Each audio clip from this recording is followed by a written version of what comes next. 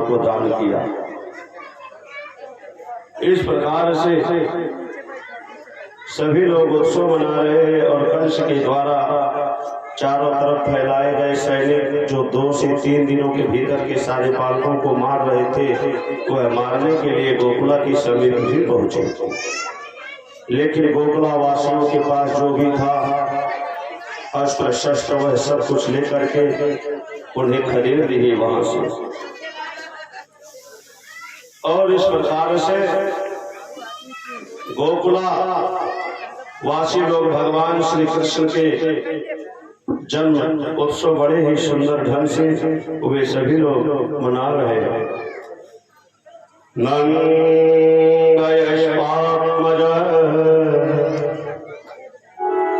उत्पन्ने जाता महामन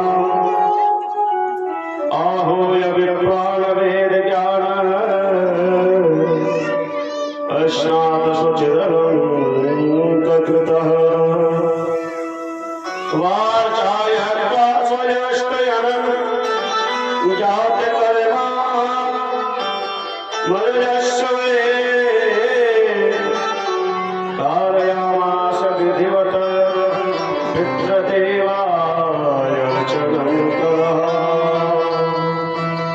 अब सभी लोग बड़े ही प्रेम के साथ नंद को आनंद भयो जय कन्हैया लाल की कहते हुए गा रहे हैं, अपना मस्ती कर रहे हैं। और औरतें जो है अपना दोनों हाथ में लगने लेकर के एक दूसरे से हाथों से बजा बजा करके नाच गान बड़ा ही सुंदर उस समय ब्रज में गोकुला में जो है उत्सव मनाया जाता है। और इस प्रकार से उस उत्सव मनाने के बीच में नंद बाबा तो एक बात भूल ही गए थे कि हमको कंस को कर देने भी जाना है। तो उस उत्सव में उनको याद आया तो कुछ लोगों को साथ में लेकर के लल्ला के ख्याल के लिए नंद बाबा ने वहां के लोगों से कहा कि देखो हम तो जा रहे हैं कर देने कंस महाराज को, लेकिन तुम लोग मेरे लल्ला का ख्याल रखना। कंस के सारे सैनिकों ने जब 2 से 3 दिनों के बालकों को मारने का प्रयास किए तो मथुरावासी गोकुलावासी सभी लोग इसी प्रकार से अपने अपने बच्चों की रक्षा किए। और फिर भी जब महाराज कंस का काल नहीं मरा और जब उन्हें पता चल गया कि गोकुला में ही है तो महाराज कंस उनको मारने के लिए पूतना नाम की एक महा राक्षसी को भेजे। पूतना नाम की वह महाराक्षसी सोचती है भगवान को मारने के लिए कैसे मार।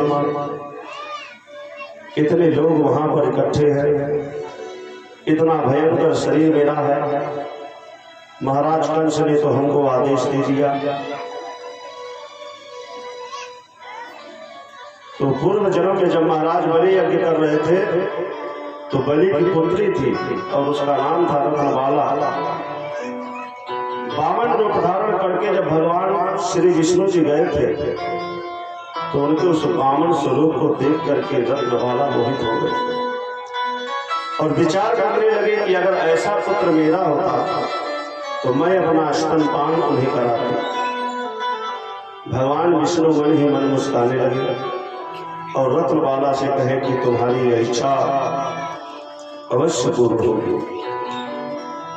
आज वही बलि की कन्या रत्नबाला भगवान की कृपा से इस द्वापर के अंत में कृष्णा अवतार के समय पूतना का रूप धारण करके आई हुई है।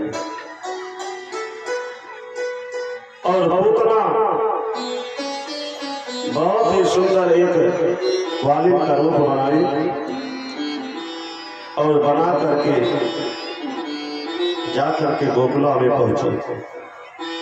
नंद बाबा को इधर अपना कर देने के लिए गए हुए हैं।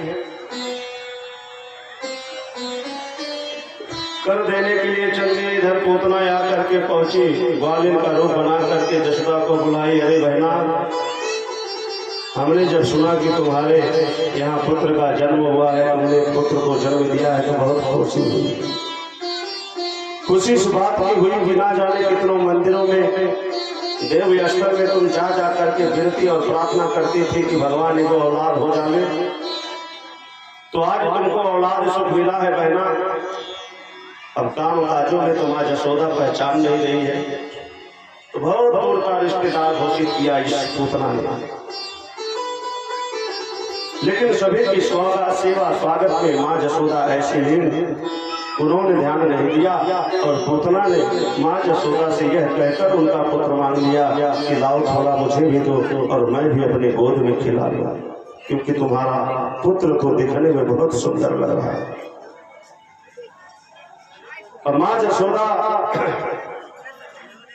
चक्कर में पड़ करके कहती है ठीक है, तो तुरंत जो है भगवान को उठा करके और पूतना के गोद में डालकर और उसके बाद काम काजों में व्यस्त हो गई।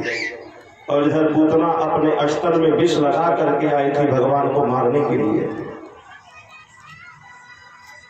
भगवान के मुख में अपना अस्त्र डाल देती है और भगवान दुग्धपान करने लगते हैं। पूतना तो प्रसन्न हो रही है कि मेरे अस्त्रों में जो विष लगा हुआ है, अभी कुछ ही क्षणों में विष के असर से यह यशोदा का पुत्र मर जाएगा और मेरे महाराज कंस बहुत खुश होंगे और हमको बहुत साधारण दौलत सब कुछ देंगे। लेकिन भगवान ने जब पूतना के अस्त्र में विष देखा तो प्रभु परमात्मा ने विष धारण करने वाले भगवान भोलेनाथ का ध्यान किया, नेत्र बंद किया और कहने लगी नारायण, हे महादेव तुम कहाँ? यह तो पूर्व जन्म की बलि की पुत्री है, मुझे अपना स्तनपान कराना चाहती थी, इसलिए इसकी इच्छाओं को हमने पूर्ण किया। और आज यह पूतना नाम की जो राक्षसी है माता का रूप धारण करके और मुझे अपना स्तनपान कराई है, तो माता तुल्य हुई है। इसलिए मैं विवश हूं, मैं क्या करूं? इसलिए आप आइए प्रभु और इस विष को धारण कीजिए। भगवान को बुलाने पर भगवान महादेव ने उस विष का पान किया और पूतना के अस्त्र को अपने मुख में लगा करके उसके दुग्धपान को प्रभु परमात्मा ने किया। बोलो